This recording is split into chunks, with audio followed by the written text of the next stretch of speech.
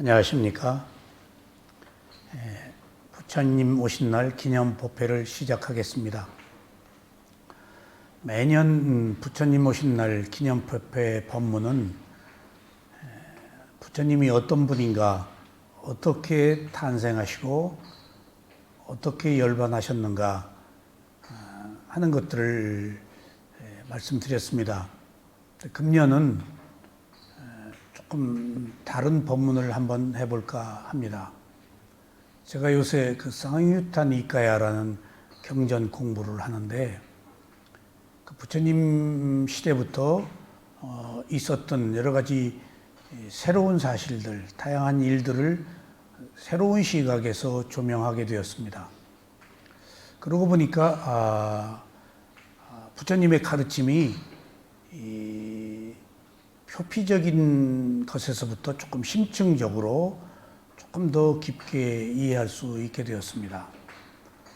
저희가 부처님의 가르침을 배운다고 해도 제 인식의 수준으로 받아들이기 때문에 그 깊은 뜻을 알기는 어렵습니다. 경전 공부를 하면서 그 시대의 배경, 그리고 그 내용들, 그런 것들을 주석서를 통해서 배우니까 훨씬 이해가 새롭고 신심이 새로 났습니다.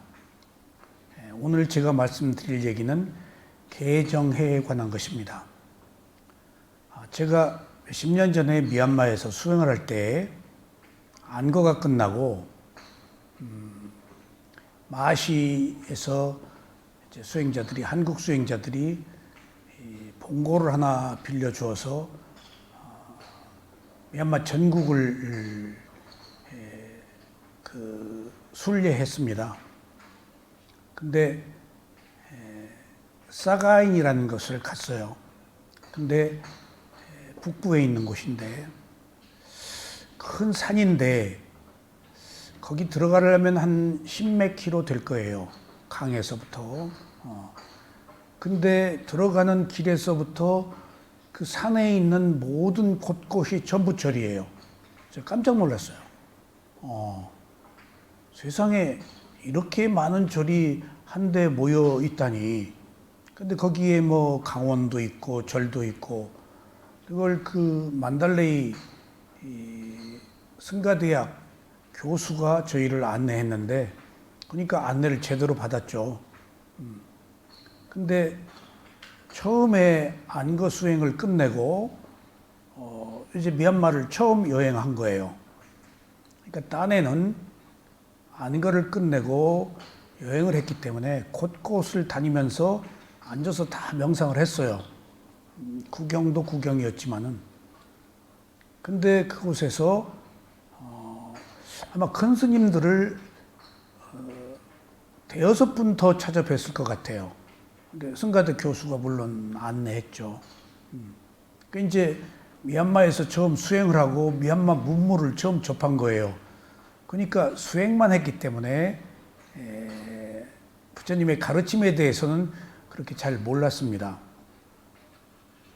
근데 가는 곳마다 법문이 개정해예요.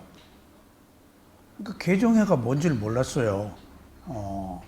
그러니까 여기도 개정해, 저기도 개정해. 그러니까 꽤나 노스님들이시고 또 강원의 원장 선생님도 친견하고, 동굴로 들어가고 뭐 기기묘묘한 곳이 많아요. 산 허리에 있는 뭐 절이라든가. 근데 한결같이 개정회 얘기를 하시더라고요. 근데 개정회를 그렇게 자세하게 몰랐습니다. 근데 그것이 바로 불교의 핵심이라는 사실을 나중에 알았어요. 그리고 요즘에 또 쌍유타 니까야를 공부하면서 개정회의 중요성을 다시 알게 됐습니다. 개정회가 불교예요. 고진멸도 사성제의 토성제예요. 그게 위파서나예요. 물론 사마타가 포함된 위파서나예요. 그래서 불교 하면은 우리가 흔히 자비라고 알고 있는데, 자비는 사마타 수준이고요. 그다음에 자비 뒤에 있는 통찰지혜, 무상고무를 알아서 깨달음을 얻는 것은 위파사나로만이 가능합니다. 그러니까 그 스승들이 개정회를 얘기할 때 물론 사마타를 포함한 말도 포함됐지만 전부 위파사나에 대한 이야기이셨어요. 그래서 최근에 성유타 니까를 공부하면서 부처님의 가르침은 개정회로 끝이 났다. 무상고무화로. 그 이유는 더 발전할 여지가 없다. 해를 통해서 통치할 지혜가 나면 존재하는 것들의 속성인 무상 변한다와 괴로움이 있다. 그리고 내 마음대로 되지 않는 무아라는 사실, 그것이 사물의 궁극의 이치이기 때문에 그 이상은 더 추구할 것이 없대요. 불교는 부처님의 가르침은 거기서 끝이랍니다. 그러니까 개정의 위파사나가 불교의 가르침의 끝이래요. 근데 그 이후에 더 발전할 여지가 없대요. 존재하는 것의 마지막 성품이기 때문에. 그래서 최근에 부처님 이후에 여러 가지 다양한 부파들이 생기고 또 다양한 종파들이 생기고 한 것들과 비교해 봤을 때 부처님의 가르침을 표방하는 테라와다 상좌불교의 개정의 위파사나, 그것 이후의 문제는 사실은 부처님의 가르침이 아니고 더 있어서도 안 되고 더 있을 필요도 없다는 사실을 알고 우리가 얼마나 우리가 공부하고 있는 내용이 소중한 것인지를 새삼 깨달았습니다. 인간은 분열하고 끊임없이 새로운 것을 모색하고 또 탐구하기 마련인데 더 이상 탐구할 것이 없다는 이야기입니다. 그래서 오늘 개정회에 대해서 한번 잠시 살펴보고 마지막에 오늘 주제는 제가 비난에 대해서 함께 좀 공부를 해보려고 합니다. 자, 부처님은 괴롭지 않은 것이 최종적 목표입니다. 어떻게 하면 괴롭지 않을까? 그러니까 진리를 알아야 돼요. 그 진리라는 것의 말을 사자라고 그러는데 진리란 말이 있는 그대로의 상태를 말합니다. 그러니까 위파사나 수행이 개입하지 않고 놓고 객관화시켜서 있는 그대로 보는 거거든요. 그러니까 진실을 보려고 한 거예요. 그 진실이 진리예요. 그것이 무상고무화예요. 더 이상 다다를 것이 없는 사물의 궁극의 이치, 그걸 알면은 존재의 원인과 결과를 알고 존재의 이유를 알고 어디서 왔는지 알고 어디로 가는지 알고 모든 게 거기에 함축되어 있어요. 그래서 그런 뜻이구나 하는 의미에서 있는 그대로 보는 대상은 뭘까요? 자기 몸과 마음을 있는 그대로 봐요. 먼저. 그러니까 위파사나 수행이 몸과 마음을 대상으로 알아차리는 것이고 몸과 마음을 있는 그대로 볼 때 무상고무화의 진리를 발견하고 또 내 몸과 마음을 있는 그대로 보아서 생긴 바른 견해가 남의 몸과 마음도 똑같이 있는 그대로 본다고요. 내 몸과 마음을 있는 그대로 보아서 생긴 무상고무화의 지혜가 나면은 남의 몸도 똑같이 있는 그대로 보아서 나나 남이나 다를 것이 없습니다. 그래서 내 몸, 마음을 보는 것을 빨리어로는 로카, 세계라고 합니다. 이 로카. 그러니까 자기 자신이 몸과 마음을 가지고 살면서 생긴 문제는 다른 데서 답을 구하지 말고 오직 자기 자신의 몸과 마음을 알아차리는데 초점을 맞춰야 되고 거기에 답이 있다. 근데 우리는 여지껏 밖에서 다른 것을 구했죠. 그래서 몸과 마음을 있는 그대로 보니까 괴로움이 있더라는 거예요. 뚝하. 그래서 고진멸도 사성제가 불교의 핵심인데 괴로움이 있다. 이것은 부처님이 처음 밝힌 거예요. 괴로움이 있다? 그런데 여기서 괴로움이라는 것을 빨리어로 뚝하라고 그러는데 이것은 성인이 되어야 아는 진리, 성자만이 아는 진리 라는 뜻으로 성스러운 진리라고 말하는 고진멸도 사성제를 말하는데 첫 번째 괴로움을 뚝하라고 그러는데 이 두카를 빨리어를 표현하기가 굉장히 어렵습니다. 우리가 가장 많이 쓰고 있는 사띠, 알아차림이라는 얘기도 1번이 기억이고 2번이 사띠입니다. 알아차림입니다. 그걸 어떻게 혼합할 수가 없어요. 그래서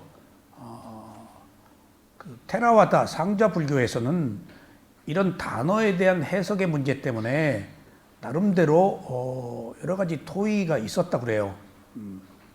그래서 그런 경우에는 빨리어를 그대로 쓰자 해서 쓰는 언어들이 있다 그래요. 저희 그 담마키티 스님의 말씀에 의하면은 우리는 부처님이라고 말하잖아요. 근데 원래 부처님의 뜻이 아는 자, 깨달은 자, 괴로움을 해결한 자, 더 이상 윤회가 끝난 자, 뭐 열의 10호가 있잖아요. 스스로 깨달음을 얻은 자. 다양한 뜻으로 해석하지만은 그것을 그냥 빨리어로 붓다라고 하자 하는 이야기를 듣고 그런 말도 이해가 좀 가더라고요. 그러니까 도저히 빨리어의 깊은 뜻을 이해할 수 없을 때는 그냥 빨리어 그걸 자체를 쓰자. 외래어이지만은 그래서 반야도 반야라고 그러잖아요. 근데 반야 이전에 냐나도 있고 여러 가지 많습니다. 심지어는 사마타 수행의 선정의 지혜라고 얘기를 한다고요. 그래서 그것을 그냥 반야, 무상고무아를 하는 통찰 지혜를 반야라고 그러거든요. 그 이전에 7청정과 16단계의 지혜는 냐나예요. 이해하다. 그러니까 그것을 그냥 반야라 쓰자 해서 지금 우리가 쓰고 있는 반야가 통찰 지혜를 뜻하는 그런 의미입니다. 첫 번째 뚜카, 부처님이 괴로움을 발견한 그 뚜카는 적합한 표현이 없기 때문에 괴로움, 슬픔으로 일반적으로 번역합니다. 근데 참기 어려운 것이라는 또 뜻도 있습니다. 뚜카가 두는 어려움, 카는 참는다. 참기 어려운 것이다.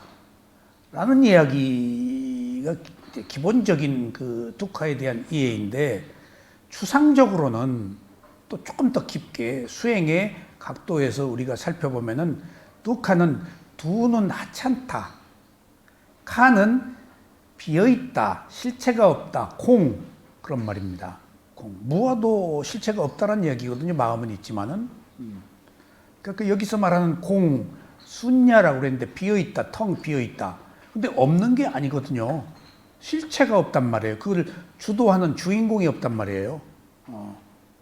순간순간에 마음은 있지만은. 그러니까 조금 격이 다른 이야기도. 그러니까 참기 어려운 것이라는 뚜카가 조금 더 그 뜻을 더 깊게 살펴보면은 하찮고 실체가 없다. 하찮다. 비어있다. 실체가 없다. 그러니까 그것을 바꾸어 말하면 별 볼 일 없는 것을 별 볼 일 있게 생각하는 것이 괴로움입니다. 여기서 우리가 괴로움에 대한 새로운 정의가 필요합니다.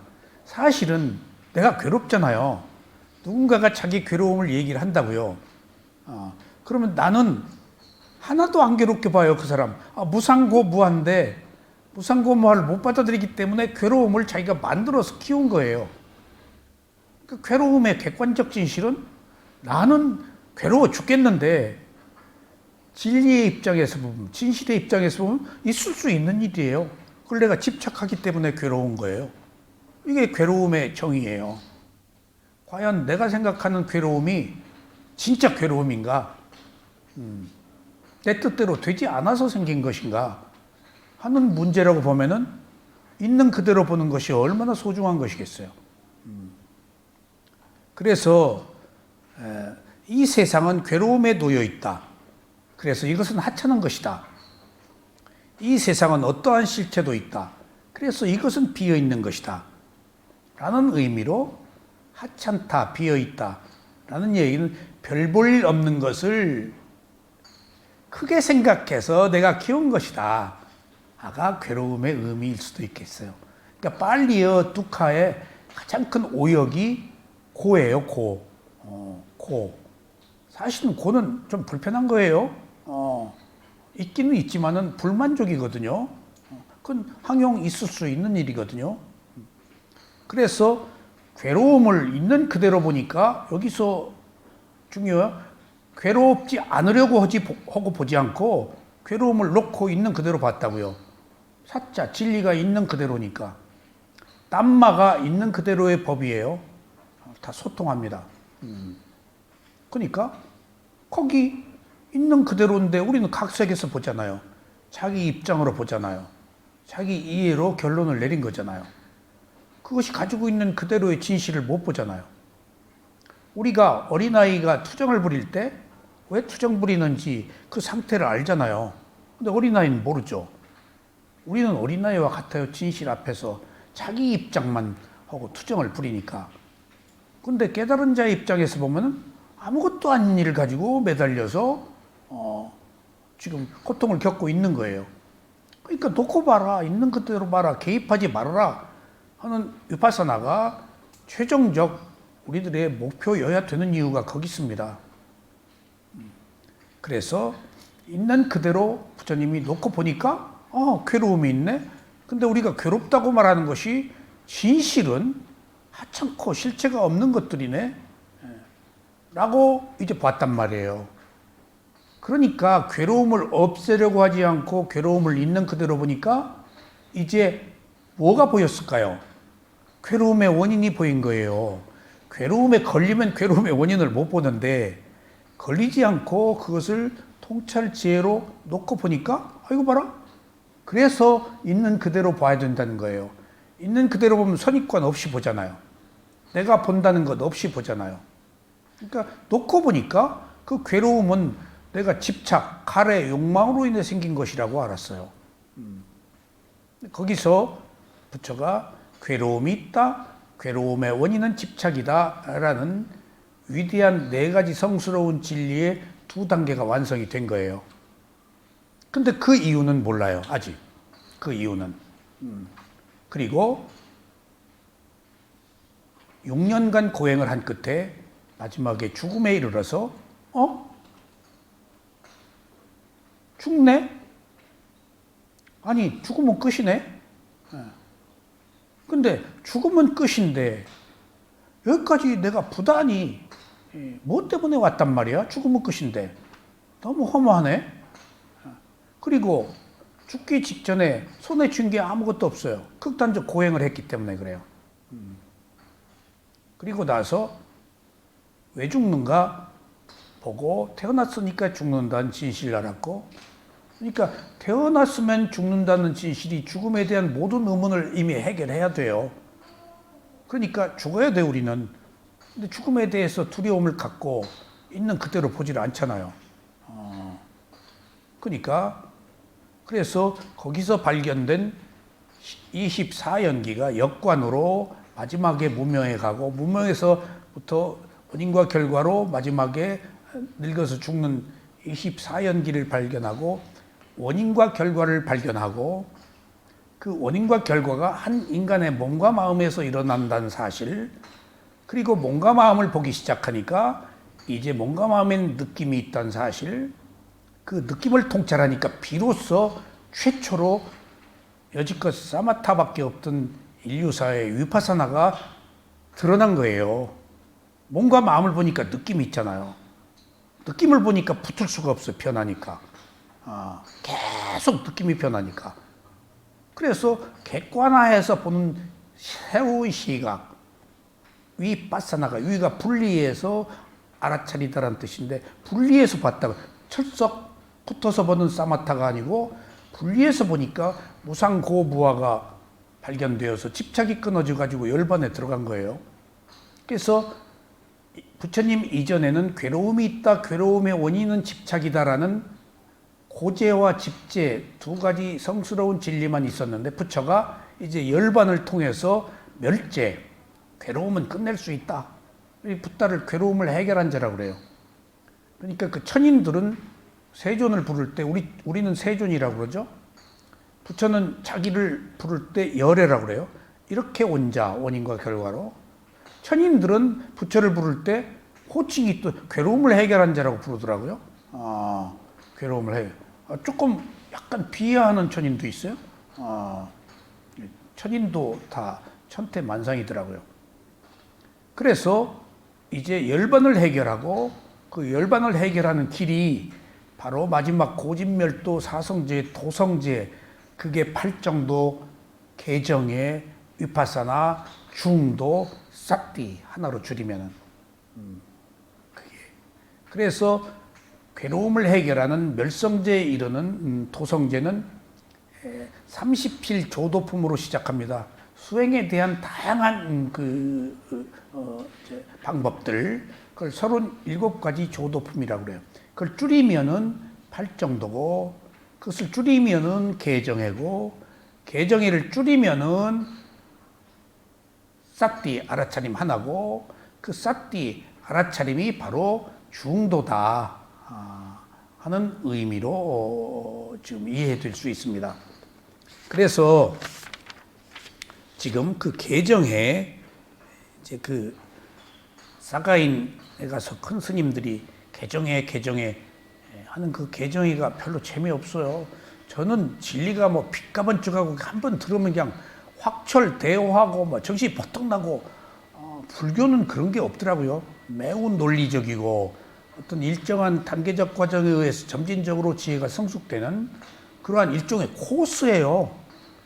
코스가 생략되면 안 돼요. 근데 우리는 팍 뭔가가 그냥 전광석화처럼 확철대오하는 것을 바라는데 그게 위험한 겁니다.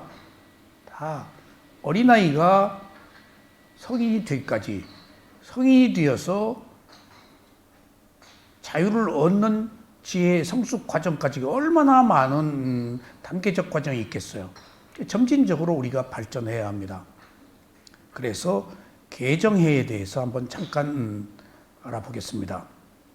개정회를 팔정도 8가지 바른 도의 길이라고 그러는데, 개정회는 팔정도의 순서고, 순서예요. 근데 팔정도는 해부터 먼저 이렇게 항상 공표가 됩니다. 그래서 해, 마지막에 다다르는 지혜에서 첫 번째는 정견, 올바른 이해, 이것이 바른 견해, 이것이 고진멸도 사성제를 이해하는 것, 정견이, 그리고 자신을 있는 그대로 보는 것이라는 뜻입니다. 굉장히 정견 많아요. 그 다음에 올바른 생각, 이욕, 무진, 무해, 여기서 여러 가지 그 사유의 단계가 있는데, 저희 스승이 말씀하신 바에 의하면은 바른 사유를 얘기하는데, 그 바른 사유가 뭐냐 하니까 좋은 쪽으로 마음을 기울이는 것이다, 그렇게 얘기를 하셨습니다. 그 다음에 이제 바른 정견, 정사유, 그게 해에 속해요. 두 번째가 계입니다. 정어, 정업, 정명. 정어가 거짓말, 비방, 거친 말, 경솔한 말을 하지 않는 것입니다. 오늘 제가 이따 마지막에 비방에 대해서 오늘 말씀을 드리려고 해서 지금 이 개정회까지, 비방 때문에 개정회까지 나온 거예요. 우리가 너무 비방하고 살고, 그냥 눈만 뜨면은 남을 험구를 늘어놓고 하는 것들 속에서 그 진실이 뭔가, 왜 그렇게 살아야 되는가 하는 문제를 제가 요즘 한번 생각을 해봤어요. 정어, 그 다음에 정업, 살생, 도둑질, 간음을 삼가하는 것, 그런 것들을 얘기합니다. 그러니까 살생은 생명을 죽이는 거죠. 그 다음에 도둑질은 남의 물건을 훔치는 거죠. 그 간음은 부당한 어떤 그 성관계를 의미하겠죠. 이런 것들이 세 가지 도구로 인간을 악에 물들게 한다. 그 다음에 정명은 바른 직업, 무기, 인간, 고기, 도살, 짐승, 알코올, 그런 것에 대한 거래를 금지하는 것. 근데 부처님 시대에는 담배가 없어가지고 스님한테 담배 피지 말라고 그랬더니 그때는 담배 얘기가 없어서 핀다. 한번 제가 어디 미얀마에서 웃은 적이 있습니다. 그래서 이 개가 바로 막아서 보호한다. 율인데요. 개. 우리는 개를 지키지 율은 승가에서 지키는 겁니다. 개율 할 때 개와 율이 좀 달라요. 그러니까 개를 지키면 이미 마음이 청정해져요. 그래서 개는 모든 수행의 시작이 그래서 개정해로 시작되는 거예요. 그러니까 개를 바르다, 개율을 지킨다라는 것을 한마디로 줄이면 알아차림이 있는 이런 뜻으로 스승이 얘기를 하십니다. 바르다, 분명하다, 정확하다라고 하는 빨리어로 영어로는 well이라고 하는 것이 스승들은 알아차림이 있는. 그러니까 알아차림이 얼마나 중요한 건가. 선한 의도, 행위에 속해요. 선한 의도를 가지고 하는 모든 행위가 앞서서 이끌어야 된다는 거예요. 알아차림이. 그리고 이제 바른 노력. 이것은 네 가지 사정근이 있겠죠. 악한 마음을 버리고 사악한 마음이 일어나지 않게 하고 선한 마음이 일어나게 하고 선한 마음이 증장되게 하는 사정근. 이 노력은 아무리 얘기해도 부족함이 없을 정도로 항상 모든 곳에서 소금처럼 쓰이는 이야기입니다. 그 다음에 정념, 알아차림이에요. 정념. 그러니까 정 안에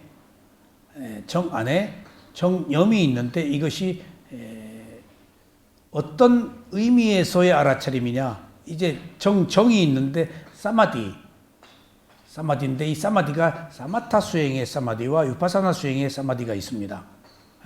그렇게 해서 조금 이제 바뀝니다. 그래서 개정해를 지키면은 개율을 지키면은 막아서 보호하고 청정해지고 이때 청정해진 마음을 열반이라고 그래요. 그러니까 이미 우리가 열반을 개율을 지키고 알아차림이 있을 때 체험하는 거예요. 그러니까 그 깨끗한 마음이 계속 깨끗한 과정을 거쳐서 모든 번뇌가 소멸한 열반을 체험하는 일련의 과정이 있습니다. 그래서 이런 개정의를 지키면 괴로움이 해결된다. 그래서 개정의를 지키지 못하면은 사악도에 떨어진다. 근데 개정의를 지키면은 지키는 수준만큼의 세계에 산다. 부처님이 말씀하신 세계는 31개의 존재의 세계입니다. 더 이상의 세계는 없습니다.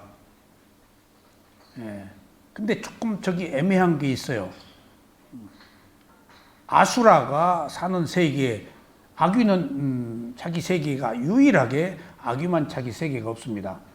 그러니까 인간계의 아귀 세계는 붙어 있을 가능성이 있어요. 그리고 특별하게 저기에 자기 세계가 있다고 하더라도 제가 최근에 알은 건데 인간 욕계 위에 사천왕천에 있는 천신은 자기 고유의 사천왕천의 세계에 사는 게 아니고 인간계에도 함께 있대요. 숲속이나 바위나 그런 곳에.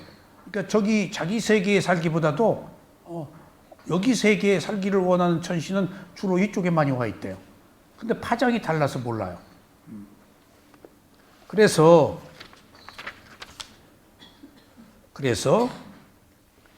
왜 우리가 개정의를 지켜야 되는가? 최종적 무상고무와의 지혜를 얻어야 되는가? 괴롭지 않으려고 그래요. 괴롭지 않으려고. 그 결과로 안 좋은 데서 태어나서 안 좋은 과보를 받기 때문에. 그러면 존재하는 세계 31개 중에서 가볍게 얘기해 보겠습니다. 지옥이 있습니다. 악업을 속죄하는 비참한 상태, 존재들의 영원한 고통을 받아야 할 지옥이 없습니다. 영원한 지옥은 없다고 그래요. 악업의 과보가 닿으면은 선업의 결과에 따라 행복한 상태로 다시 태어날 가능성을 가진 것. 그러니까 지금 저 지옥은 수명이 없어요. 수명이 없죠? 거기 뭐라고 쓰여 있어요? 저게 진짜 업의 과보대로. 업의 과보대로. 그러니까 지금 그 우리가 전임을 바위를 굴려서 피를 흘리고 한 그 무슨 대화다타라든가 뭐 또 승가를 분열시킨다든가 뭐 하는 그런 사람들은 2500년이 지났지만 아직도 저기 있겠죠. 근데 저 지옥은 어떻게 누가 개입할 수가 없어요. 그 지옥도 여러 가지 종류의 지옥이 있습니다. 근데 더 재밌는 것은 그 지옥에서 죽는 생명이 또 죽는 걸 두려워한대요. 죽음은 그러니까 모든 생명에게 고통이에요. 그 이유를 모르니까. 지옥에서 죽으면 지옥보다는 좀 낫지 않겠어? 근데 두려워한다는 거. 어디로 갈지 모르니까. 두 번째, 축생계는 보통은 악업 때문에 태어난다. 어리석어서 태어난다. 그 탄생의 원인이 있죠? 잔인, 살생을 해서 지옥에 태어나고, 지금, 축생은 조금 달라요. 이제 악이. 무치, 그대로 놔둬요. 조금 어리석어서. 그러니까 이제 저 축생에서 인간으로 태어날 가능성이 많고, 특히 그 중에 개는 인간과 매우 밀접하대요. 경전에 많이 나와요. 죽은 아버지가 개가 되어서 한 이야기. 그러니까 그 무속에서도 개는 아버지로 봐요. 아버지. 근데 인간이 동물이 될 수도 있고 동물이 인간이 될 수도 있다는 사실. 그래서 여기서 하나가 다른 동물로 진화하는 것은 아닙니다. 동물에서 인간으로 됐다 진화가 아니에요. 절대 진화는 아닙니다. 그 동물은 그 동물이에요. 물론 일련의 진화 과정을 거치죠. 동물이 인간으로 태어났다는 진화가 아니고 업의 과보가 달라졌다는 얘기입니다. 그 다음에 악귀. 악귀는 네 가지 종류가 있는데 저 악귀만 자기 세상이 없다 그러죠. 그래서 더러운 곳에 살고 아무리 먹어도 배고프고 먹으면 토하고. 근데 재미있는 사실은 악귀가 인간 세상과 함께 있을 가능성이 많습니다. 자기 고유의 세계가 유일하게 악귀만 없대요. 근데 죽으면 제사를 지내지 말라 그러는데, 그러니까 예외는 있더라고요. 네 가지 종류의 하나의 악귀에게 인간이 축원을 하고 발언을 하면은 그 악귀의 업의 과보가 상쇄된다. 유일하게. 그러니까 예를 들어서 우리 부모라고 안 할게요. 내가 아는 사람이 죽어서 악귀가 되어서 네 가지 종류의 하나의 악귀가 되었을 때 내가 그 악귀를 위해서 축원해 주면은 약발이 받는다는 얘기입니다. 그러니까 그런 채널은 하나 있더라고요. 그러니까 그게 매우 어려워요. 근데 또 예외가 있어요. 내가 그 죽은 악귀, 다음 생으로 태어난 그 악귀에게 뭔가 좋은 뜻으로 축원을 해줬어. 근데 그 악귀가 안 받아들이면은 또 전해지지가 않는다네. 그러니까 이제 자식이 부모한테 고생시켰어. 부모가 죽었어. 근데 자식이 이제 하도 뭔 일이 안 되니까 이제 부모 약발 좀 받으려고 이제 뭐 또 부모를 위해서 어쩌고저쩌고 하면 이제 부모가 보내. 아, 이놈. 나 죽어서 고생시키더니, 뭐 이제 저를 위해서 나한테 뭐 잘해? 나 안 봐도 그러면 또 전해지지가 않는다네. 그럼 천상계에 그런 예외가 있다는 사실이 조금 재미가 있었습니다. 그 다음에 아수라. 굉장히 몸이 크고 조금 어떤 약간의 능력이 있는데 제석천과 싸우는 아수라와는 조금 다른. 아수라가 여기저기서 많이 나와요. 악귀 아수라가. 근데 조금 달라요. 약간 힘이 있습니다. 그 다음에 그 후에 네 가지는 사악도입니다. 계정의 8정도를 지켰을 때 사악도에 떨어지지 않습니다. 그리고 특히 부처님이 말씀하신 12연기의 원인과 결과를 하면 사악도에 태어날 위험이 없다. 그러니까 원인과 결과를 알기 때문에 나쁜 짓을 안 한다 하는 얘기가 전해집니다. 이제 7가지 행복이 있는 생명이 사는 세계, 4가지 악도는 행복이 없어요. 근데 지금부터 인간계부터 행복이 있어요. 근데 욕계, 천상 6개의 인간계까지를 포함해요. 7개가. 7개가 행복이 있어요. 색계, 무색계는 욕계, 천상의 행복과 달라요. 선정의 세계라서. 거기서 행복을 즐기질 않아요. 그래서 욕계, 천상은 아름다움이 있고, 그 다음에 욕망이 있고, 화려함이 있고, 그렇습니다. 그래서 오직 사악도 위에 있는 인간, 욕계와 함께 있는 인간계만 깨달음을 얻을 수 있고 더 자기 삶을 반전시킬 수도 있고 더 떨어뜨릴 수도 있고 더 향상시킬 수도 있는 선택권을 가진 생명이 인간입니다. 그 인간으로 태어나기가 그렇게 힘들어요. 정말 힘듭니다. 계율을 지켜서 여러분들이 바른 도를 했기 때문에 인간으로 태어났어요. 물론 인간으로 태어나서 악업을 짓는 사람들이 있겠지만 일단 인간으로 태어났다는 사실은 매우 축복받을 일입니다. 왜냐하면 선택의 기회가 있기 때문에. 자, 그러면은 31개의 존재의 세계에서 인간계는 어떤가? 시궁창의 마음과 천상의 마음과 선정의 마음과 윤회가 끝나는 해탈의 마음까지를 다 가지고 있어요. 가장 잔인하고 가장 평화스럽고 가장 무서운 게 인간의 마음이래요. 동물이 인간을 그렇게 무서워한대요. 죽이잖아요. 동물은 배부르면 안 죽이는데 그렇게 가장 강한 마음을 가졌대, 인간이. 그러니까 인류가 지구를 멸망시킬 수도 있고 자연재해를 가지고 전쟁도 일으키고 또 평화도 주고 모든 가능성이 함께 있는 게 인간입니다. 그래서 우리가 인간으로 태어났다는 사명은 지금보다 더 나은 삶을 살 수 있는 좋은 기회입니다. 인간 외에는 업대로 살기 때문에 천상에서도 꼼짝 못해요. 수행을 할 수가 없어요. 인간만 수행을 할 수가 있어요. 그러니까 우리가 얼마나 중요한 삶을 살고 있는지. 그 다음에 이제 사천왕천, 가장 낮은 천상세계인데 1000개의 수호신들이 부하들과 함께 머문다. 사천왕천. 여기는 그 무슨 상하 계급이 있고 어떤 그 엄격한 질서들이 있는가 봐요. 저기 있는 천신들이 인간계에 와서 머문다고 합니다.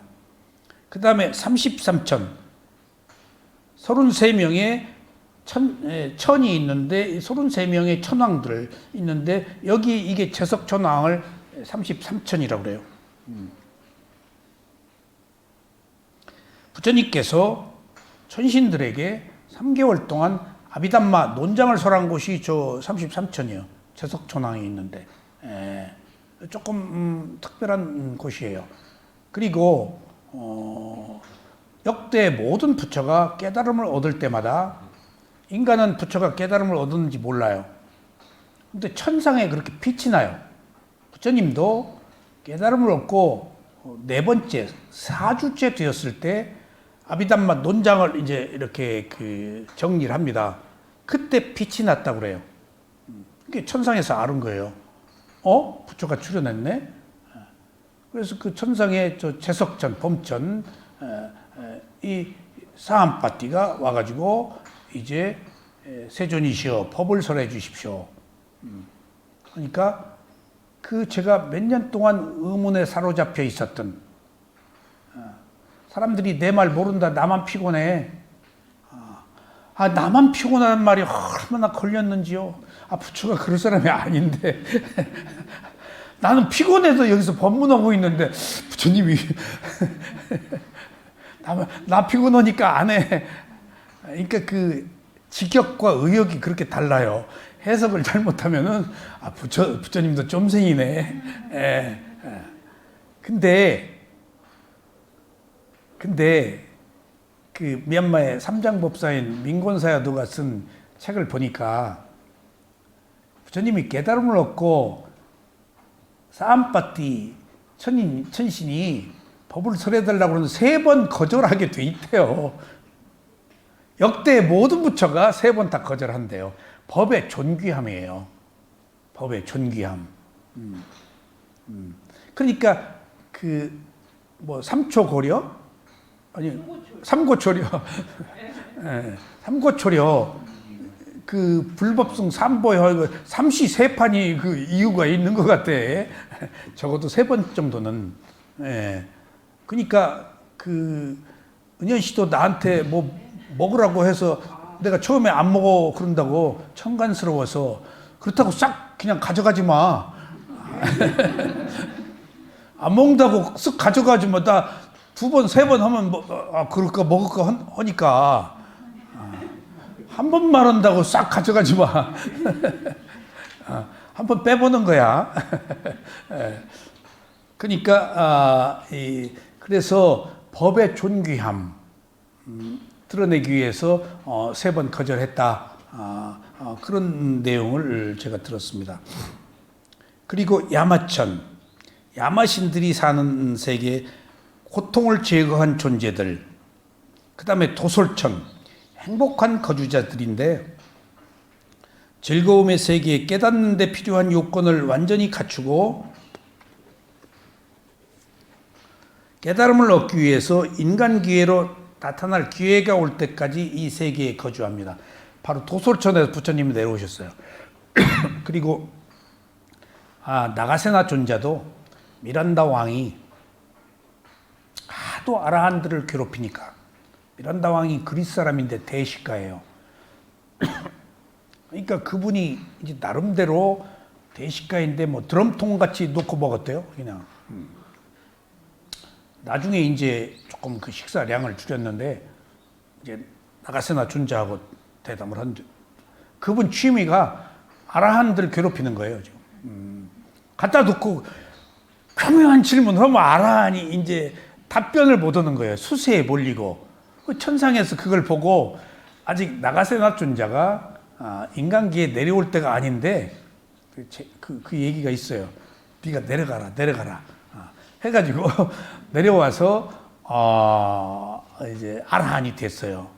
그러니까 어느 날 이제 나가세나 존자가 구도자가 되어서 아라한이 됐는데 이제 미란다 왕이 딱 청원에 이제 딱 그 삐꾸들을 모아놓았단 말이에요. 모아놓고 이제 하면서 이제 오늘은 어느 아라한을 골탕 먹일까. 근데 그때 여기 위대한 아라한이 있다. 이 얘기를 듣고 그 수많은 그 삐꾸들 중에서 딱 찍어요. 나가세나 존재를 한가운 저쪽 딴 곳에 있는. 그러니까 그 사람도 대단한 사람이야. 미란다 왕도. 여러분들 미란다 왕문경이 부처님 시대 이후에 부처님의 제자로서 굉장히 좋은 이야기를 저는 거기서 많은 오해 의문을 풀었어요. 법구경에서 부처님 시대 문화에 대한 배경으로도 이해를 풀었고, 법구경은 원래 개송이거든요. 그걸 아라한들이 스토리를 붙인 거예요. 내용은 우리가 몰라요. 개송. 근데 미란다 왕문경은 내용이 있잖아요. 아주 그 현세적이에요. 그러니까 저도 거기서 여러 가지 있고 이해를 도모한 게 많은데, 꿈 이야기도 나가세나 존자가 한 이야기, 그런 온갖 대담이 일어나요. 꿈은 생각의 연장이다. 그리고 꿈은 진짜 올 것을 맞추는 것이 꿈이지 그 외에는 꿈이 아니다. 그랬어요. 그러니까 우리가 저녁에 꿈꾸는 것은 개꿈이요. 그것 때문에 괴로워하지 마. 생각의 연장선상이야. 정말 생각의 연장선상이에요. 자기 평상시에 어떤 생각들의 리미타 표상이 꿈이에요. 제가 괴로운 일이 있으면 악몽 올 거예요. 그리고 깨어나서 아유 꿈이여 다행이다. 그리고 나서 꿈에 대해서 옹달샘 글을 써요. 뭐가 하나 탁 떠오른 거예요.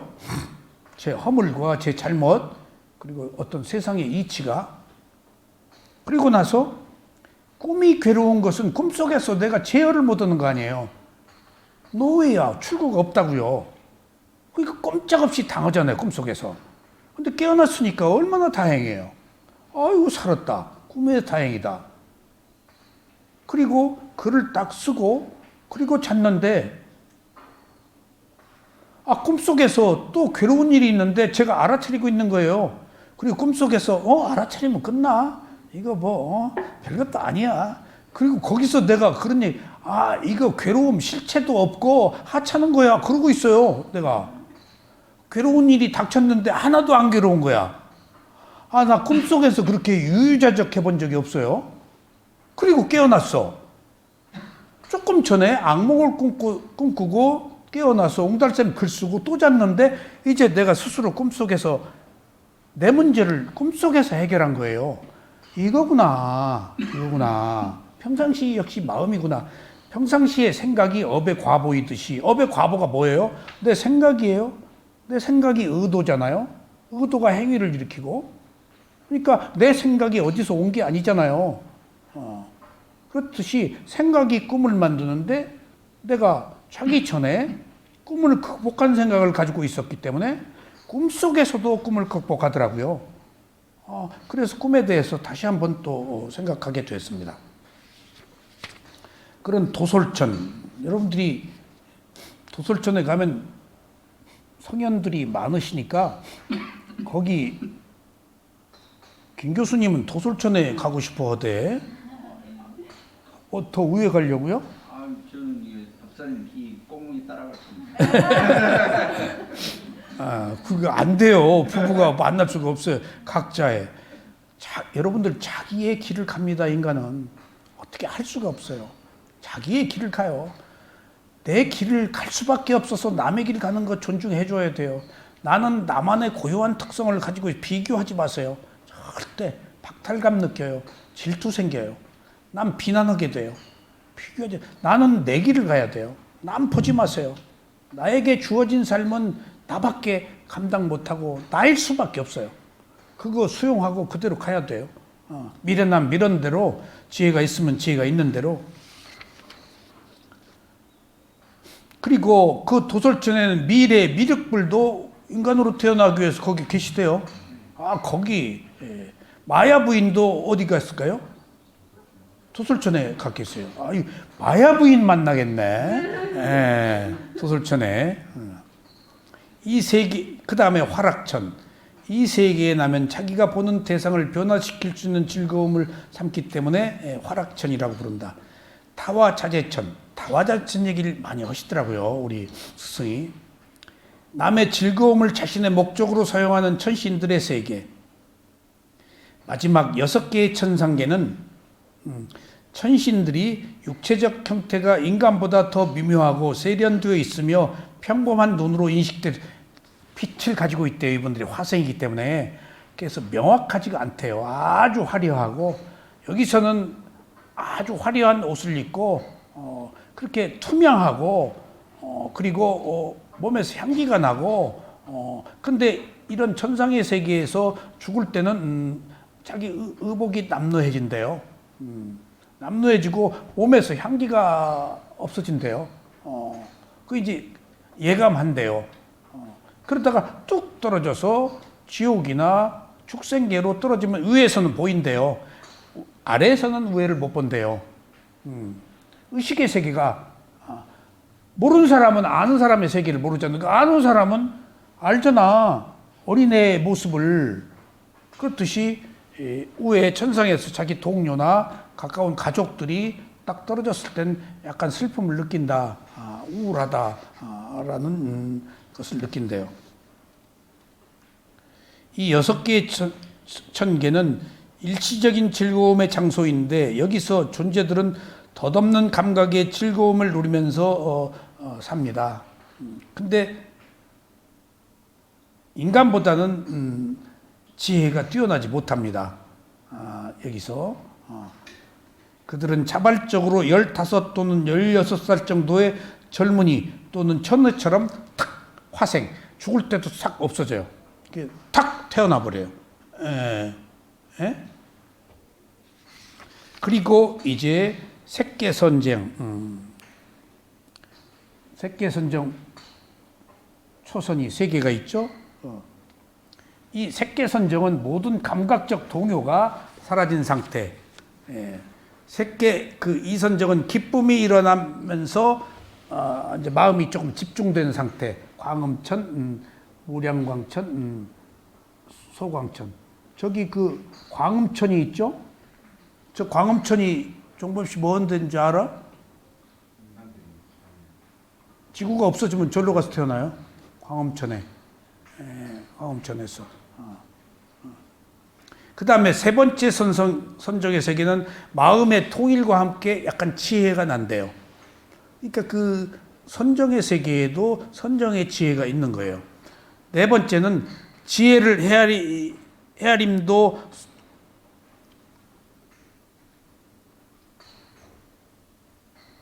소멸하여, 지혜를 헤아림도 소멸하여 그냥 단지 청정한 마음의 상태. 저기는 감각적 욕망이 없어서 욕계가 아니에요. 저긴 화려하지 않아요. 청빈한 곳이에요. 그래서 사마타 선정 수행을 한 사람이 가는 곳이에요. 물론 위파사나 수행자들은 어디에 다음 생에 인간으로 와가지고 아라한이 되기 위해서는 욕계 천상이 있을 수도 있죠. 저 위에 가서도 태어나요. 위파사나 수행자가 사마타 선정 수행도 했잖아요. 그러니까 지금 위파사나 저 윤회하는 세계 속이 아닌 윤회가 벗어나는 위파사나 수행을 한 사람은 미래에는 벗어나는데 지금 현재 자기가 사마타를 경험한 욕망을 경험한 만큼의 저 세계에 가서 태어난다. 이게 다양하게 태어납니다. 그 다음에 공무변처, 무색계요. 몸이 없는, 끝없는 허공을 대상으로 알아차리는 것을 수행한 사람. 그러니까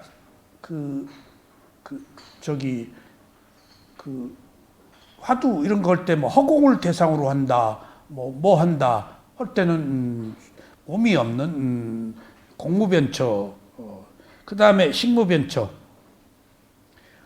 여기서 또 나와요. 이제 굉장히 그러니까 마음 보는 수행이 허공을 보는 마음을 대상으로 하는 게 그 식무변처예요. 그러니까 허공을 보는 것이 이제 무색계 1선정인데 무색계 2선정은 허공을 보는 마음을 대상으로. 저 모국사야도가 마음 본 수행의 대가인 것이 깊게 봤다고요. 무소유처.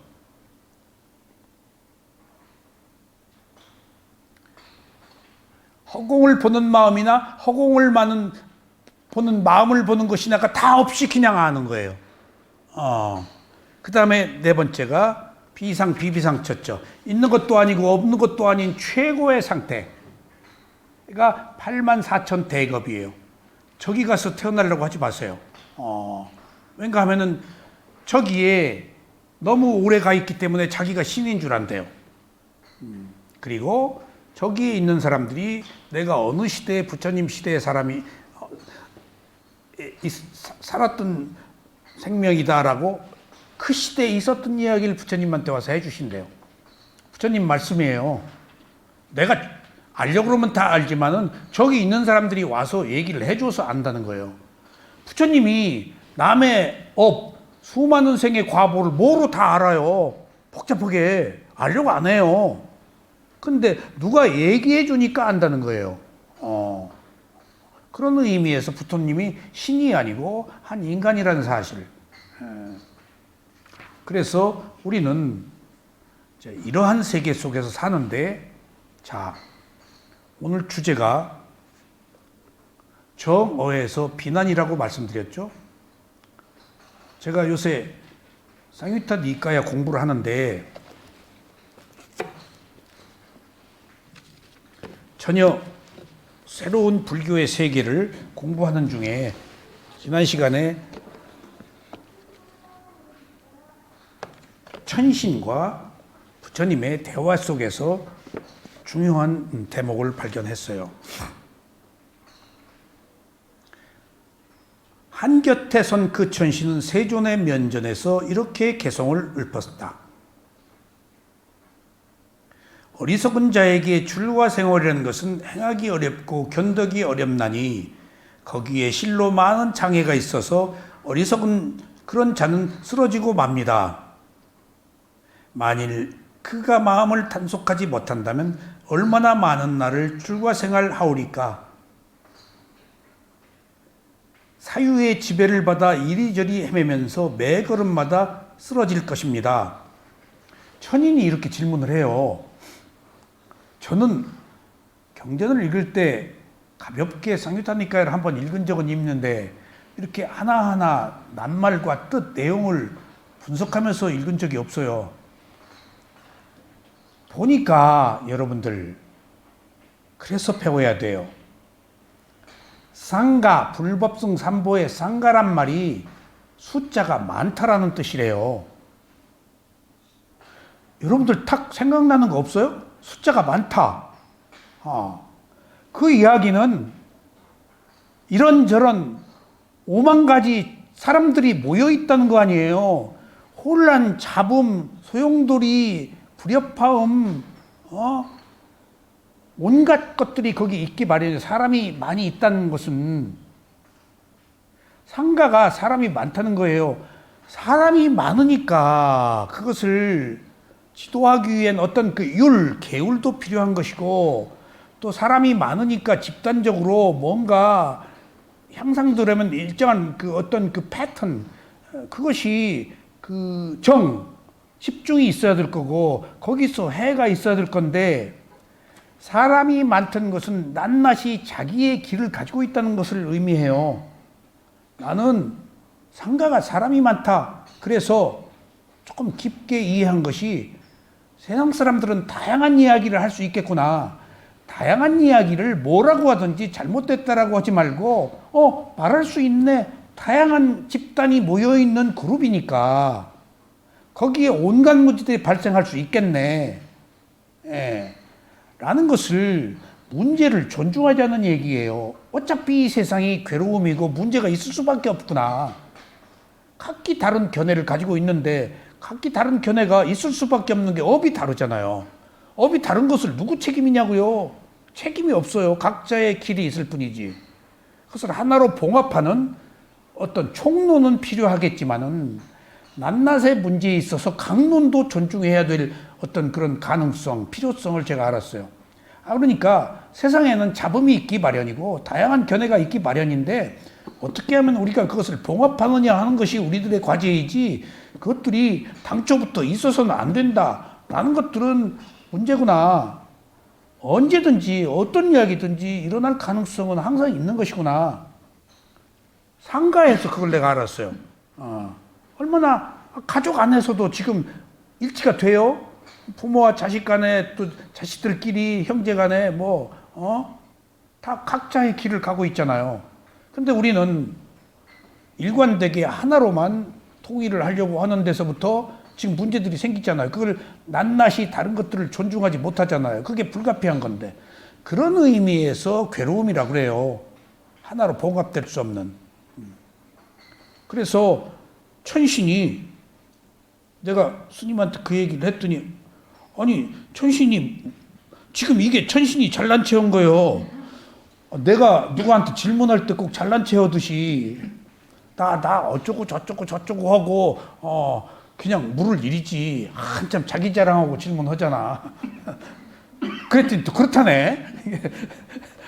그러니까 질문 자체도 다양한 질문을 해요. 그러니까 우회적으로 하고 팍 까버리고 적당히 좋은 얘기 해주고, 그러니까 질문하는 사람에 따라서 천신의 종류가 다르다. 어떤 사람은 수준 낮은 질문도, 말도 안 되는 질문한 천신도 있고. 근데 더 재밌는 건 여기 있어요.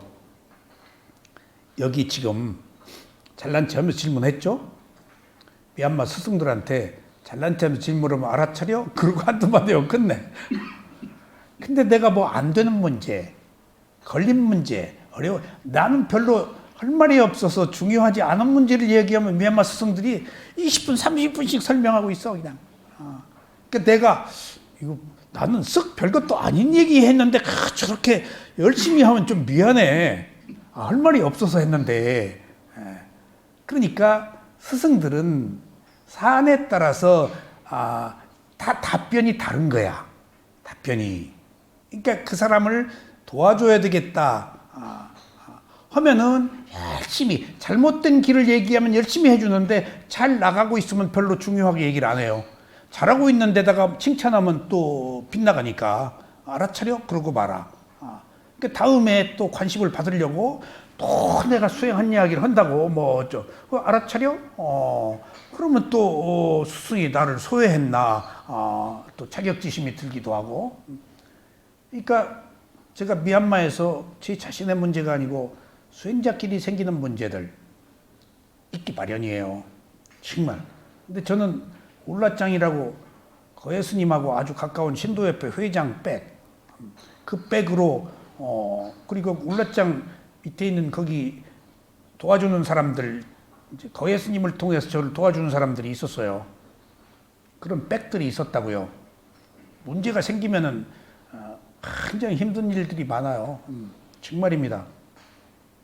근데 그것을 다 미난 씨가 다 심부름해주고 다 해줬어요. 밖에 못 나가니까 뭐 약 같은 거.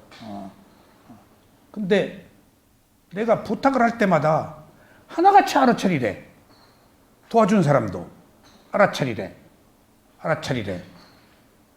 그리고 나서 내가 조금씩 위파사나 수행의 정신세계에 조금씩 가까이 간 거예요. 뭐든지 알아차리란 말밖에 할 말 없어요. 위파사나 수행이 84,000 법문을 하나로 줄이면 알아차림이라고 하듯이 아무리 뭔 얘기를 해도 알아차려요. 그러니까 위파사나 수행은 이론이 없어요.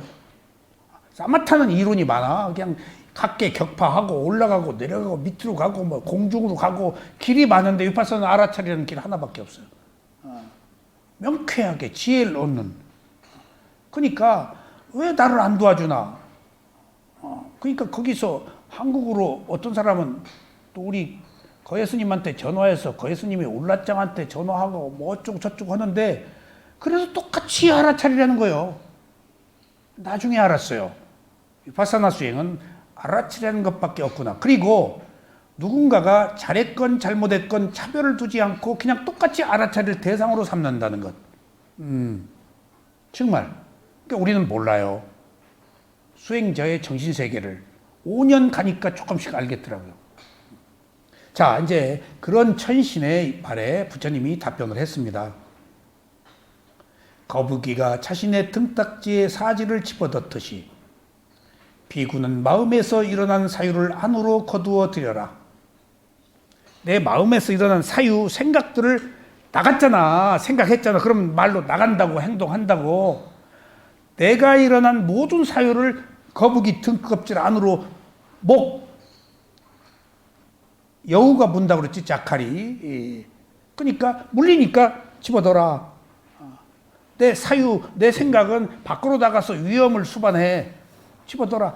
내가 생각한 모든 것을 집어넣어라. 거두어 들여라. 다른 것에 의지하지 않고 남을 해코지 하지 않으며 그래야 다른 것에 의지하지 않고 어떤 초월적 존재나 무당이나 무슨 어떤 세력가나 누구 부모 빽이나 그런 것에 의지 않고 그 다음에 그런 것을 통해서 남을 해코지 하지 않고 완전한 평화를 얻어 아무도 비난하지 않게 되리. 그래가지고 내가 사유를 탁 나갔다가 생각을 했다가 딱 거두어 들여. 그러면은 다른 것에 의지 않고 자기 자신에 의지하는 거야. 그래서 남을 해코지 않고 그럼으로써 내 자신에 의지하기 때문에 평화를 얻어가지고 남을 비난하지 않는다는 거예요. 지금 남을 해코지 않는다는 것. 완전한 평화를 얻은 아라한은 남을 괴롭히고 비난하지 않는 거예요. 자비스럽고 알아차림이 완벽한 것이 아라한이에요. 아라한은 남을 비난하지 않는다는 거예요. 남을 비난하지 않아서 괴롭지 않다는 거예요. 지금. 근데 우리는 비난하잖아요. 비난이 지금 생리가 됐어요.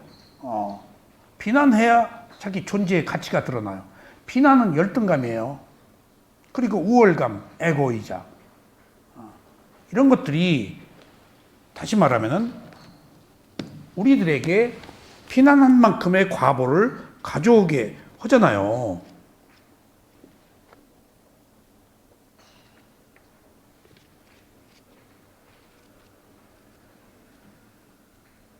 그래서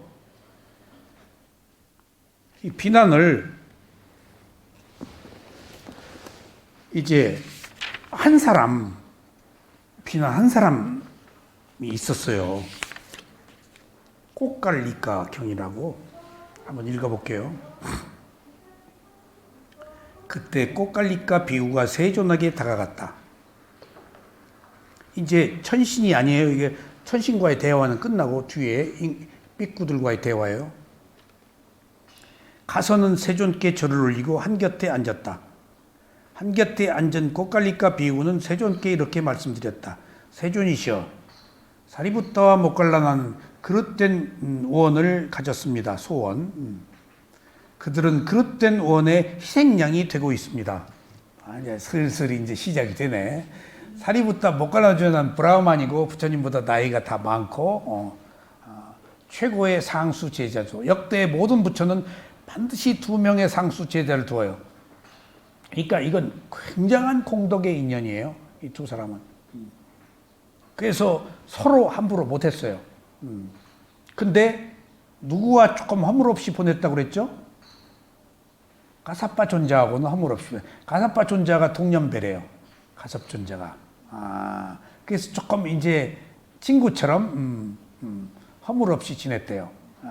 그 가사파 존자가 경전 결집을 했잖아요. 근데 그 가사파 존자가 경전 결집을 500명 아라한을 데리고 했는데 거기 늦게 도착한 아라한들이 밖에서 소동이 이렇게 그랬어요. 너희만 아라한이냐? 근데 가사파 존자 분열이 있잖아요. 승가도. 그리고 지금처럼 사통오달 돼가지고 부처님의 가르침이 다 모든 사람에게 그대로 구현되고 부처님 못 만난 비구들도 있을 거 아니에요. 저 남쪽 어디 부처님 얘기 엉뚱하게 딴 얘기한 사람도 있었을 것이고 지금처럼 사통오달이 돼서 정보가 없는 시대 아니에요.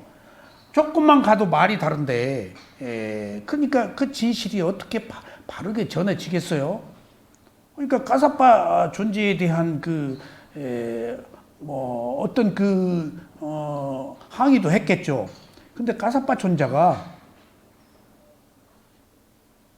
아무도 어디 속에 가서 아무도 없는 곳에서 일주일간 밥을 안 먹고 밥 먹으려 일주일째 탁발을 나오면은 난리래요, 난리. 최고의 공덕이래요, 부처님 다음으로. 7일 굶은 가사파 존재한테 공양을 하면은 최고의 공덕이 있기 때문에 그냥 서로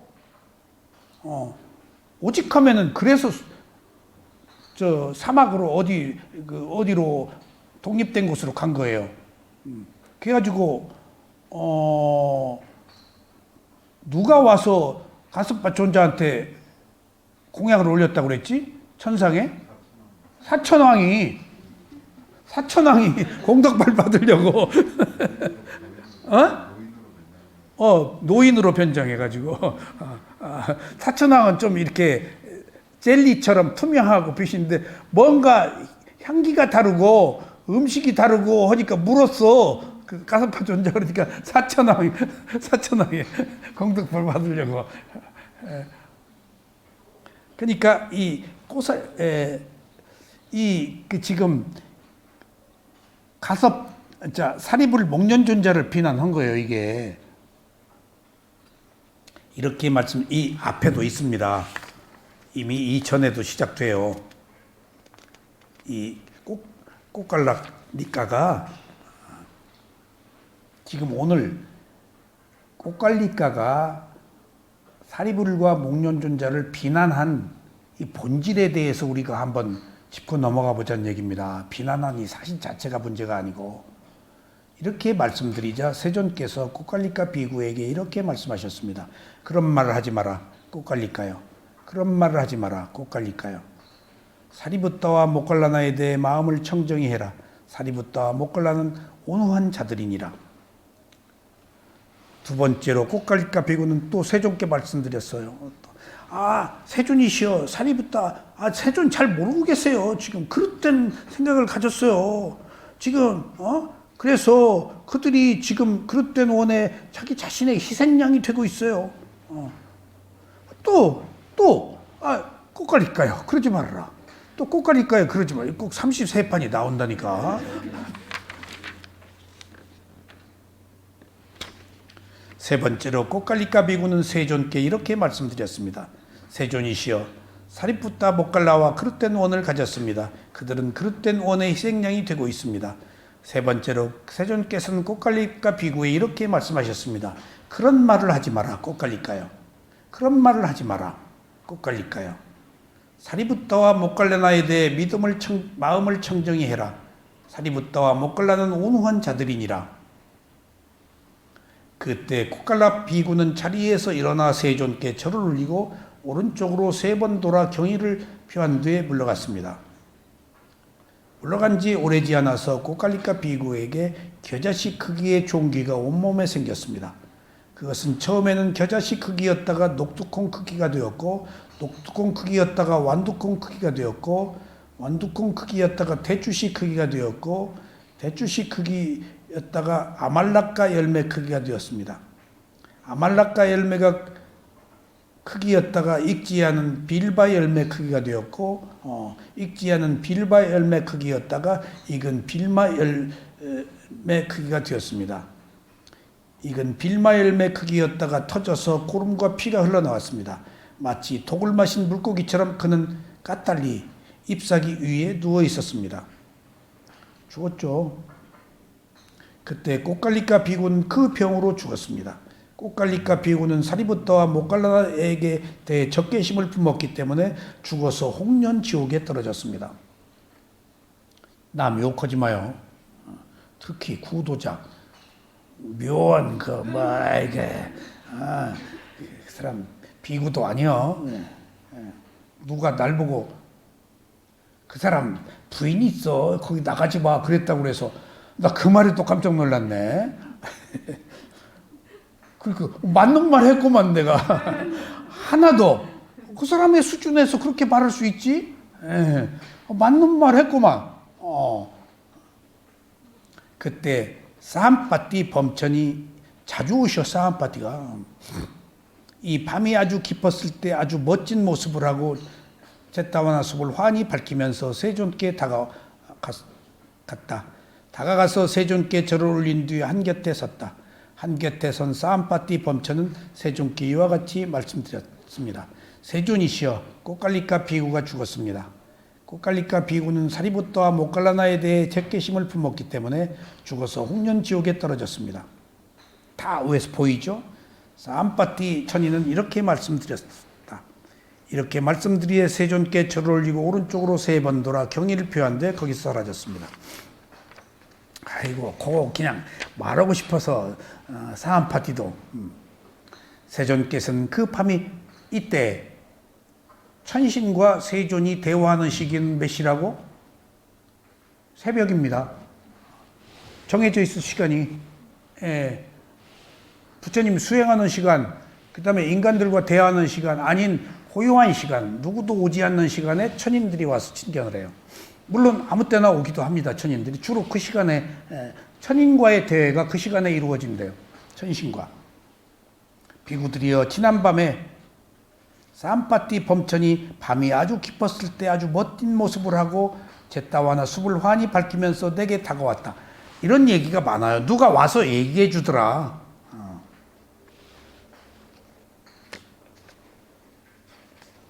세존이시여 꽃갈릴까 비구가 죽었습니다. 꽃갈릴까 비구는 사리붓다와 목갈라나에 대해 적개심을 품었기 때문에 홍련지옥에 떨어졌습니다. 비구들이여 사암파티 범천은 이렇게 말했습니다. 이렇게 말한 뒤에 내게 절을 하고 오른쪽으로 3번 돌아서 경의를 표한 뒤에 사라졌습니다. 이와 같이 말씀하시자 어떤 비구가 세존께 여쭈었습니다. 세존이시여 홍련지옥의 수명은 얼마나 갑니까? 비구여 홍련지옥의 수명은 참으로 길어서 몇 년이라거나 몇백 년이라거나 몇천 년이라거나 몇십만 년이라고 숫자로 헤아리기 쉽지가 않다. 업대로 가니까 센 부처를 위한가 승가를 분열시킨 즉 성자를 괴롭힌 자 그런 사람일수록 과보가 커요. 세존이시여 그러면 비유를 들어주실 수 있습니까? 비구여 그것은 가능하다. 비구에 예를 들면 고살라 20가리 분량의 참깨를 실은 수레가 있는데 사람이 100년이 지날 때 한 알의 참깨를 주워간다고 하자. 100년에 한 알. 고살라에 있는 20가리 분량의 참깨가 이런 방법으로 다 멸진되고 다 없어지고 하는 것이 하나의 앞부다 지옥보다 기간이 더 빠를 것이다. 비구여 20 앞부다 지옥이 20 니랍부다 지옥의 기간과 같고 20 니랍부다 지옥이 아바바 지옥의 기간과 같고 20 아바바 지옥은 1 야하 지옥의 기간과 같고 이렇게 쭉쭉쭉 나갑니다. 그러니까 지옥도 7개가 있나요? 6개인가 7개인가 지금 있어요. 8지? 예. 근데 이 지옥에서 죽으면 저 지옥으로 또 간대요. 그러니까 이렇게 성자를 비난한 과보로 지옥에 떨어진다는 사실, 어떤 진리, 가치가 있는 것은 우리가 존중해 줘야 된다는 사실. 그래서 수다원이 되면은 내가 수다원이란 얘기를 오도독 해놓은 것도 수다원 좋아하시네. 너나 차례. 그럼 그 구업 과보가 크다는 거예요. 부처가 시달다 부처가 다른 부처보다 더 오래 고행을 한 이유도 전생에 부처를 비난한 구업의 과보로 훨씬 더 오래 다른 역대 부처보다 오래 고행을 한 것 사실 알았어요. 자신이. 그렇게 비난, 구업이 함부로 할 일이 아니란 사실.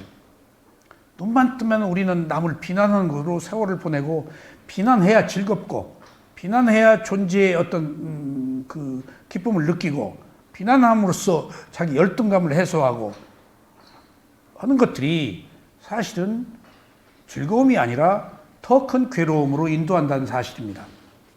사람이 태어날 때 입에 도끼가 함께 부처님 말씀이에요. 생겨나서 어리석은 이는 나쁜 말로 자신을 찍도다. 책망받아 마땅한 것을 칭송하거나 칭송받아 마땅한 것을 책망하는 자 입으로 최악의 패를 모은 것이니 그런 최악의 패로는 결코 행복을 얻지 못하리.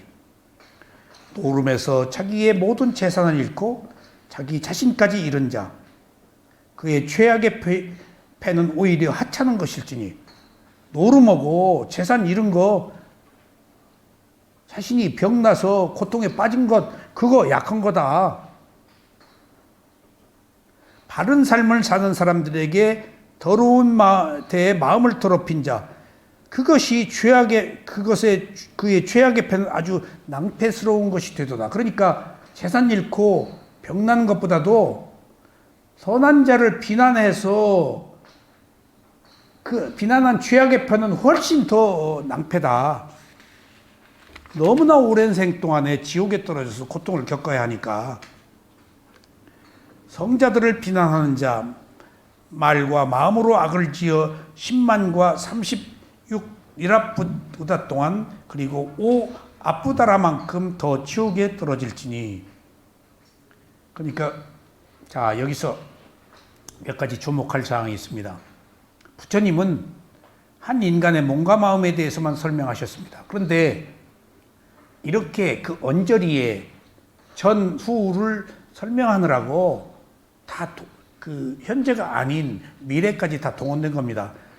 천상을 말하기 위해서 천상을 말한 게 아니고 사람이 어디서 오고 어디로 가고 하는 원인과 결과를 설명하기 위해서 31개 존재의 세계도 얘기했을 뿐더러 이런 상상을 초월하는 세계가 있다는 것도 우리는 알 수가 없습니다. 근데 부처가 거짓말 하겠어요?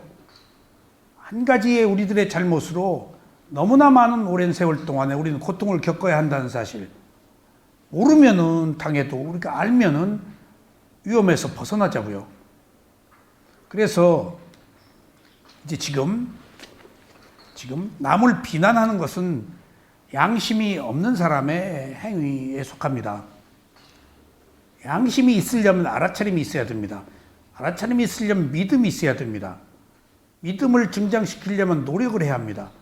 그래서 믿음, 노력, 이 알아차림을 만들고, 알아차림이 있으면 양심이 있고, 양심이 있으면 수치심이 없습니다. 수치심이 있습니다.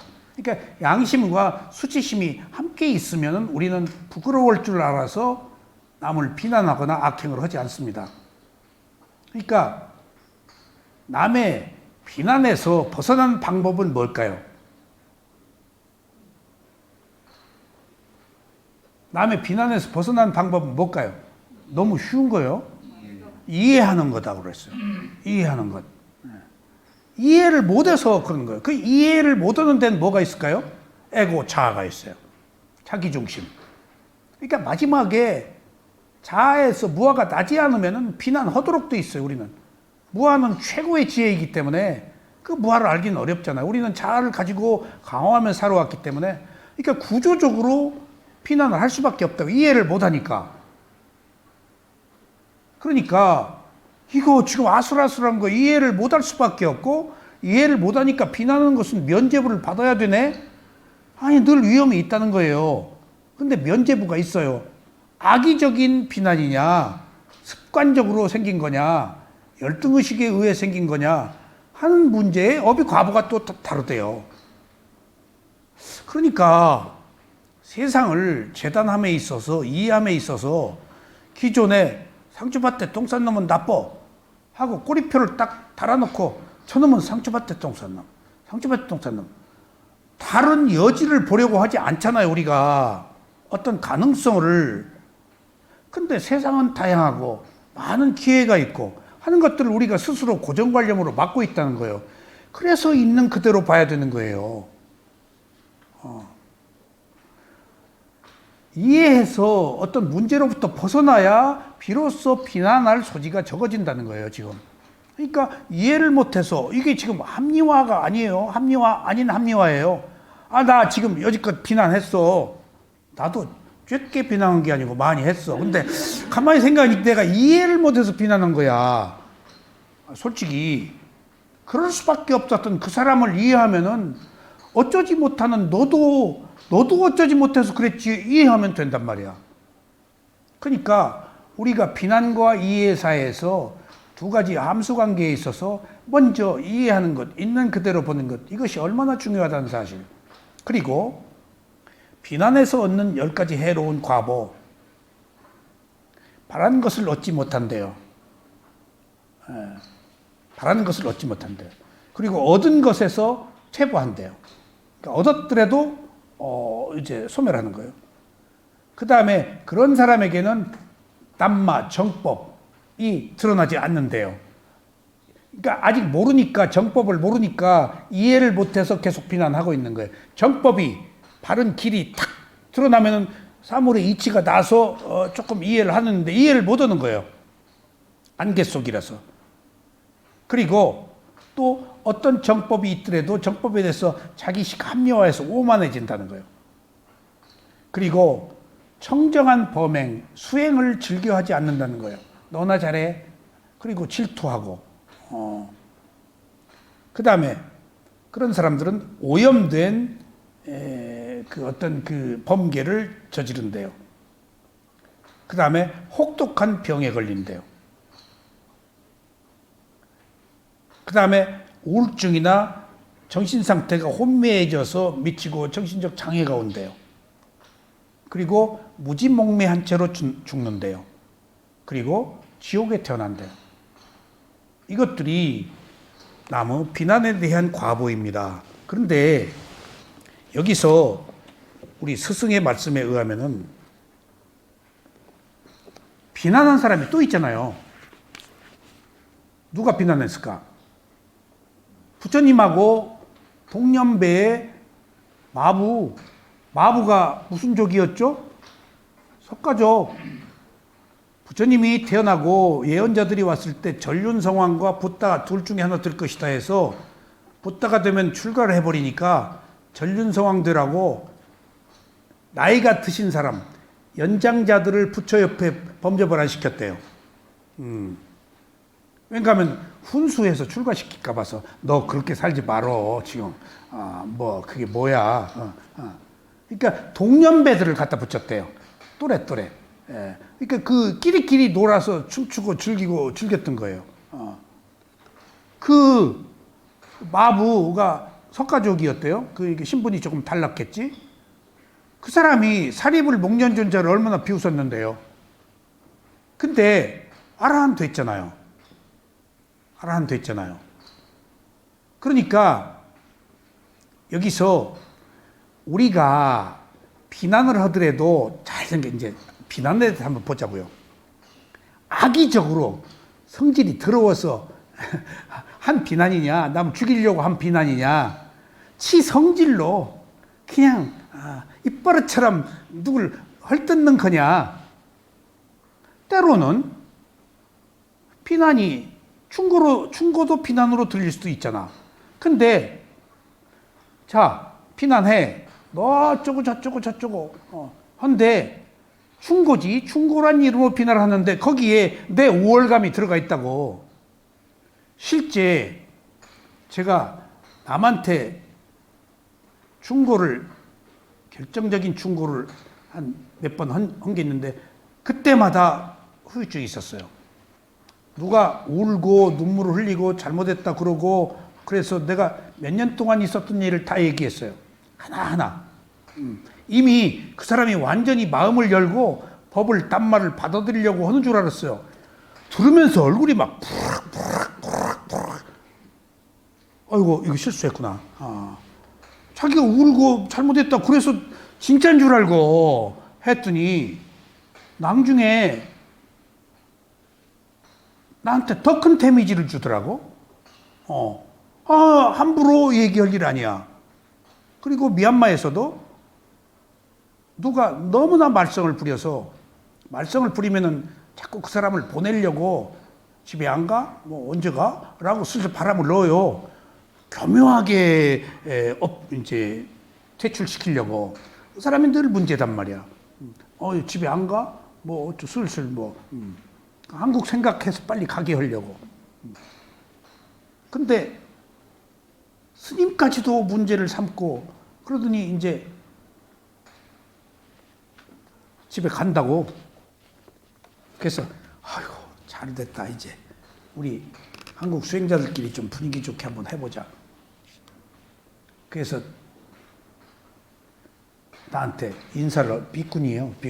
인사를 따러 가서 그간 어쩌고 저쩌고 해서 딴 센터로 간대. 그래서 내가 딴 센터 가서 또 쫓겨날 상황에 처해 있어. 쫓겨날까 봐서 거기 가서 행동거지 잘하라고 뭔 얘기를 쭉쭉쭉 했어. 얼굴이 막 충고를 했는데 얼굴이 막 사색이 드더니 내가 비구니까 와서 삼배 하더니 빽 일어나서 용수철처럼 튕겨져 나가더라고. 그래서 아이고 실수했구나. 괜히 충고했네. 나 딴 데 가서 문제 일으키지 말라고. 나하고 비행기 같이 타고 갔거든. 그래서 친근감 때문에. 그런 거 하나 무시해야 되는데 비행기 탄 것이 뭔 또 그 동지라고 또 수행 동기라고 또 내일 모레 간다고 그러더니 안 가고 있는 거요. 죽겠네 내가. 아이고 딱 뱀 대가리처럼 꼿꼿이었어요. 행 나를 보고 내가 저 사람 보면 얼른 내가 뭔 잘못을 했어 피하고. 근데 내가 지금 수행을 하고 있잖아. 그래서 그 스님 내가 처음에는 조금 안 가고 있어. 그래서 내가 마음이 괴로워. 그래서 딱 마주 서서 지나가길래 스님 그때 멋들은 척하고 탁 지나가. 그 비구니 스님 내가 왜? 잠깐 봅시다. 싫어. 아니야 잠깐 할 얘기 있어. 할 얘기 있어. 그리고 한쪽으로 가서 노여움 좀 풀어요. 뭐 그렇게 그랬다고? 그랬더니 스님 알아차렸어요? 자기한테 충고할 때 알아차렸느냐는 얘기야. 얼마나 재밌어. 내가 뭐라고 답해? 스님, 내가 알아차렸으면 스님한테 그런 말 했겠어? 내가 못 알아차렸어. 멍청한 짓 해서 잘난 체 했어. 미안해. 못 알아차렸죠? 못 알아차렸지. 미안해요. 풀어. 그랬더니, 알았어요. 그리고 이제 원수를 갚고 떠나려고 그러는데 그 며칠 뒤에 이제 떠났어. 아니, 진짜로 내가 못 알아차렸으니까 그 충고를 한 거야. 내가 실토했어. 그냥 대뜸, 스님, 나한테 얘기할 때 알아차렸어요. 나 못 알아차렸어. 또 지금 비난하지 말라고 그러는데 또 비난했네, 내가. 이것은 악의적인 비난이 아니고 충고요. 딴 센터 가서 또 거기서도 안 좋은 일이 있었어요. 그러니까 축적된 성향은 바꿀 수가 없구나. 그리고 내가 한국에 와서 엮기가 싫더라고요.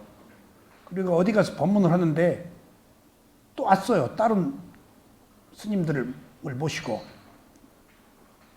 그래서 내가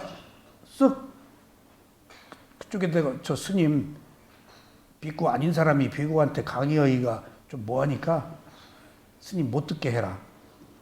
딴 센터에서 처음에 내가 4년차 수행 강의 시작할 때 그랬더니 내가 못 듣게 한다 했더니 안 듣고 법당 옆 방에서 듣겠대. 차마 그것까지 못 듣게는 못 하겠더라고. 이게 내가 조금 심했나 싶었는데 왠가 하면은 한번 고통을 겪고 그런 그 여러 가지 혼란을 일으켰기 때문에 뭔가 섞기가 싫더라고요. 그래서 아닌 것은 우리 스승한테 물어봤죠. 아닌 것은 어떻게 이제 피해라. 누가 센터에 그 지금 문제가 있어서 내가 왔습니다. 이게 알아차려야 됩니까? 그때 뒷문으로 피해라 그러더라고. 뒷문으로 피하래. 그러니까 어느 경우에 알아차려라, 있는 그대로 봐라 라고 말하지만은 모든 경우에 적용되는 것은 아니에요. 우리가 감당 못할 일, 피치 못할 일은 피하는 게 상책입니다.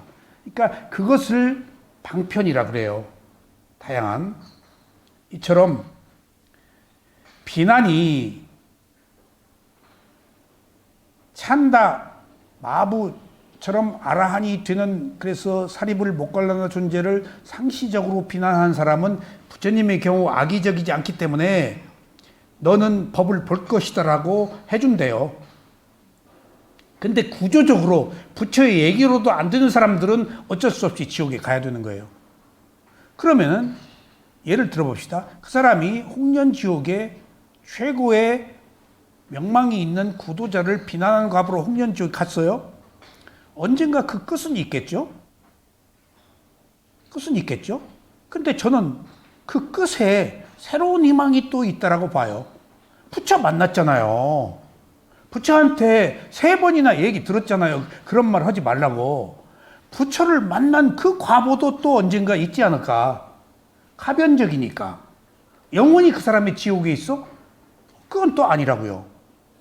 우리들의 삶이 반전하기 때문에 어려웠다 좋았다, 연속선상에서 늘 좋은 일을 많이 하면은 좋은 기회가 더 많이 오겠죠. 그러니까 우리가 남을 비난하는 것이 지금 눈을 뜨면은 비난이잖아요. 온통 매스 미디어가 남의 험구를 들어놓고 까고 깎아내리고, 그것이 뭐예요? 잘난 체예요, 에고예요, 자아예요. 파괴다고요. 그것이 어떤 정법을, 그것이 가져오는 과보는 온전히 자기가 받아요. 그러니까 그 사람이 사회를 혼란하게 하고 물을 흐리게 하고, 하지만은 누가 무엇을 어떻게 하든지 우리는 이해하자고요. 나를 비난하는 자를 나는 깨진 종처럼 반응하지 않을 때 부처님께서는 그가 아직 아라한이 아니어도 아라한으로 예우하겠다고 하셨어요. 문제는 비난에 대치되는 관용, 비난하지 않는 게 침묵, 관용을 어떻게 우리가 새롭게 할 수 있느냐는 겁니다. 이해하는 겁니다. 이해는 불가능해요. 자아가 있는 동안에는. 이해하기 위해서 반응하지 말고 있는 그대로 알아차리자는 겁니다. 오늘 우리가 위파사나 수행을 해야 되는 사명이 그런 악업의 과보에서 벗어나서 괴롭지 않기를 바라는데 괴로운 짓을 지금 하고 있다고요. 행복하기를 바라는데 불행한 길을 우리가 선택하고 있자고요. 그 선택의 기로에서 우리가 항상 모든 일에 있어서 남을 비난하기보다 알아차려서 몰라서 그랬을 거야. 이해합시다. 라는 쪽으로 하자고요. 앞으로 내가 비난하려고 해도 법사님 이해합시다 라고 해주세요. 알았어요?